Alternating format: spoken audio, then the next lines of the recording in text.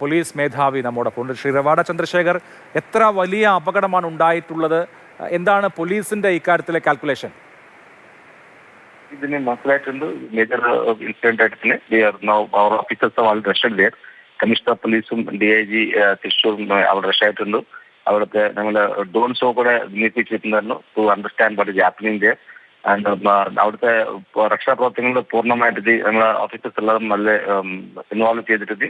ഈ പരിക്കേറ്റ ആളുകളും അവരിനെ ഹോസ്പിറ്റലിൽ കൊണ്ടുപോകാൻ വേണ്ടിയും അതുപോലെ തന്നെ അവിടുത്തെ ക്രമസമാധാനം നോക്കാൻ വേണ്ടിയുള്ള എല്ലാ ഒരുക്കങ്ങളും നടത്തിയിട്ടുണ്ട്. ഈ are monitoring situation very closely. കാഷ്വാലിറ്റീസിനെ സംബന്ധിച്ച് എന്തെങ്കിലും ഒരു അപ്ഡേറ്റ് പോലീസിന്റെ ഭാഗത്തു നിന്നും ഉണ്ടാവുന്നുണ്ടോ? സോ ഫാർ 7% പറഞ്ഞിട്ടുണ്ടായിരുന്നു. But they are not taking note of it. കാരണം ആസ്പത്രിയിലെല്ലാം പോലീസ് ഓഫീസേഴ്സ് എല്ലാം ഉണ്ട് അവിടത്തേക്ക്. അവിടുത്തെ രക്ഷാപ്രവർത്തനങ്ങളിൽ നോക്കാൻ വേണ്ടിയും പിന്നെ അതുപോലെ തന്നെ അവർക്ക് സർവൈവൽസിനുള്ളവർക്കും പറ്റുന്ന മെഡിക്കൽ ട്രീറ്റ്മെന്റ് കൊടുക്കാനുള്ള കാര്യത്തിന് പോലീസ് ഭാഗത്തിന് നിർദ്ദേശമുണ്ട്. They are trying to cooperate with other agencies also. Okay, thank you sir. സംസ്ഥാന DGP റവാഡ ചന്ദ്രശേഖറാണ് സംസാരിച്ചത്. അദ്ദേഹം അതുമായി ബന്ധപ്പെട്ട അപ്ഡേറ്റ്സ് നൽകുകയായിരുന്നു. ഇപ്പോൾ 5 വെടിക്കെട്ട് പുരകളും കത്തിയിട്ടുണ്ട് എന്ന വിവരം കൂടി വരുന്നുണ്ട്. ലിഷോയ് തുടരുന്നുണ്ട്. ലിഷോയ്, ഇനിയിപ്പോൾ നേരത്തെ ഞാൻ ഫയർഫോഴ്സ് മേധാവിയോട് സംസാരിച്ചപ്പോൾ അദ്ദേഹം റോബോട്ടുകൾ അയക്കുന്നതിനെക്കുറിച്ചും അതുപോലെ തന്നെ ഡ്രോണുകൾ അയക്കുന്നതിനെക്കുറിച്ചും എത്ര വലിയത് എന്ന് മനസ്സിലാക്കാൻ ഡ്രോണുകൾ അയക്കുന്നതിനെക്കുറിച്ചുമൊക്കെ പറഞ്ഞിരുന്നു. ഇപ്പോൾ അവിടെ എത്ര വലിയ രക്ഷാപ്രവർത്തകരുടെ റെസ്ക്യൂവേഴ്സിൻ്റെ സംഘമുണ്ട്? അവർക്ക് പരമാവധി അടുത്തേക്ക് പോകാൻ കഴിയുന്നുണ്ടോ?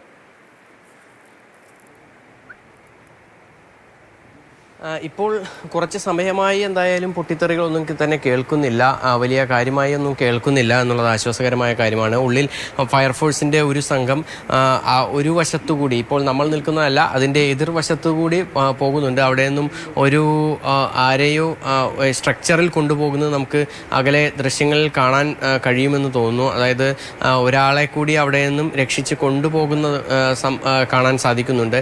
എന്തായാലും ഉള്ളിൽ ഇപ്പോഴും ആളുകൾക്ക്, അതായത് ഈ ഫയർഫോഴ്സിന് ഇപ്പോൾ അകത്തേക്ക് കടക്കാനായി കഴിഞ്ഞിട്ടുണ്ട്.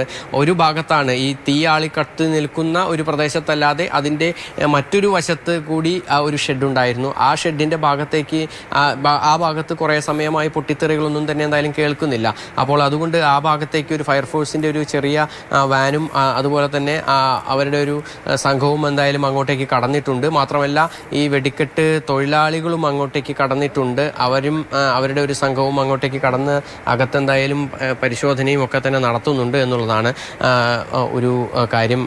ഇതിനകത്ത് എന്തായാലും ഇനിയും ആളുകൾ പരിക്കേറ്റിട്ടുണ്ടോ എന്നുള്ളതാണ് അടുത്തതായി അറിയേണ്ടത്. അതിനുവേണ്ടിയാണ് ഇപ്പോൾ ഡ്രോൺ പരിശോധനയും അതുപോലെ തന്നെ റോബോട്ട് പരിശോധനയും ഒക്കെ തന്നെ ഉപയോഗിക്കാനായി തീരുമാനമെടുത്തിരിക്കുന്നത്. ഡ്രോൺ പരിശോധന ഇതിനോടകം തന്നെ നടത്തിയിട്ടുണ്ട്. ആ നടത്തിയ സമയത്ത് അതിനുള്ളിൽ പരിക്ക് പറ്റി കിടക്കുന്നവരെ കണ്ടിരുന്നു. അപ്പോൾ എന്തായാലും അതൊക്കെ തന്നെ അവിടെ പുരോഗമിക്കുന്നുണ്ട്. അതിനിടയിലാണ് ഇത്തരത്തിൽ ഇനി ആളുകൾ അവിടെ ഉണ്ടെങ്കിൽ അവരെ മാറ്റുന്നതിന് വേണ്ടി കൂടുതൽ ഫയർഫോഴ്സ് ഉദ്യോഗസ്ഥർക്ക് അങ്ങോട്ടേക്ക് കടക്കാനായി സാധിച്ചിരിക്കുന്നത്. യെസ്.